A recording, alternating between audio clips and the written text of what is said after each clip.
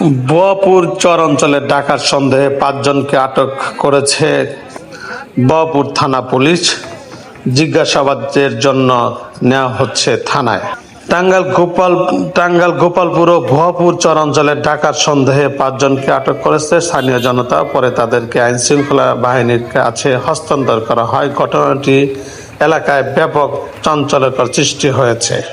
এটা প্রায় অনেকদিন আগেকার বিষয়। এখানে ওই আপনার রাত্রিবেলা আসে, ঠিক আছে, ইঞ্জিনিয়ার আসে, ভোট আসে এবং সকালবেলা আনলোড হয়। একদিন ওইখানে আমাদের একজন জিজ্ঞাসা করতো আপনার এই অর্থনীতি কি করতেছে, তুমি কথা বলছো তো আমরা এই নামাইতেছি, ভুট্টা নামাইতেছি। এখন উনার চিন্তা যে এলাকায় আবাদ হয়, ভুট্টা নামতে এবারে স্বাভাবিক। এরপরে একজন ওই ব্যক্তিকে বলছে যারা তো গোস্ত নিয়ে গেল, উনি তখন সাথে সাথে প্রায় 1 কিলোর সামনে কালাম মেম্বার বাড়ির ওখানে একজন ফোন দিচ্ছে যে ওদিকে কোনো গোস্ত গেছে কিনা। তখন উনারা বলছে যে এরা করে কভার বানি করে গোস্ত নিয়ে গেল। এই কারণে উনাদের সন্দেহটা তীব্র হয়। তো এক পর্যায়ে উনারা এলাকার লোকজনের সাথে আলোচনা করে একটা টিম বানায় যে এই চক্রটাকে অবশ্যই আটকাইতে হবে।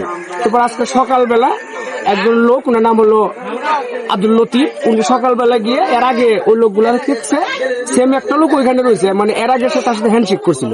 তো পরে উনি আরো কয়েকজন লোকরে ফোন দিচ্ছে, লোকজনের অর্থাৎ ওই আশা টের পায় ওনারা ওইখানে কোন ইঞ্জিনের চালিত বোটটা স্টার্ট দিয়ে অর্থাৎ এইখানে আসছে, অর্থাৎ এই হাট পয়েন্ট এলাকায় আসছে। আসার পরে উনারা পিছনে আসছে। ওরা যে 5 জন, একজন ছিল নৌকার ভিতর, আর যে 4 জন এরা গেছিল খাইতে, চা খাইতে স্টলে।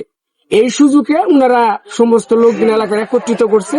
যে স্টলে কোনো 4 জন বের হয়েছে, ওই লোকজন ওদের সাথে গিয়ে উঠছে। অর্থাৎ ওইখানে উঠার পরে সর্বপ্রথম আগা নৌকায় গিয়ে অর্থাৎ উঠানোর পরে যেখানে অনেকগুলা অস্ত্র শস্ত্র ত্যাগ করে ওনাদেরকে আটকানো হয়। আটকা থানায় ফোন দেয়। এরপরে থানার থেকে অর্থাৎ এসে পুলিশ এসে ওনাদের হেফাজতে এতটুকু। ধন্যবাদ।